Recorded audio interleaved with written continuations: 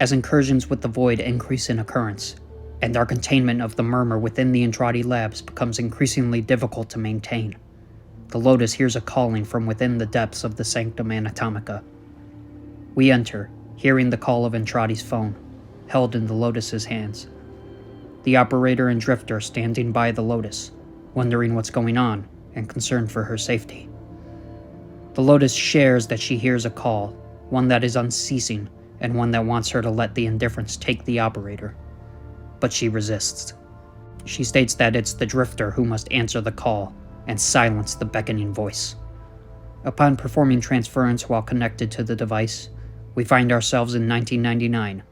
Kalimos, Albrecht's cohort and whom the Kalimos sequence was named after, guide us through the mall of Halvania. Eventually, we are led to a room and connect to the other end of this call. Returning to the present, we come to realize Albrecht is being chased by the indifference ever more fervently, and we must get to him before the nightmare of the man in the wall does. Now that we understand what happened in this quest, what meaning can we derive from it?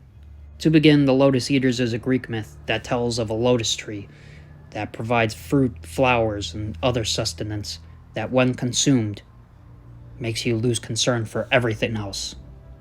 This myth is similar here, as the call the Lotus experiences is much like the drowning out of life that the Lotus Eaters myth tells of, forgetting those you love and only wishing to be with those who eat from the tree.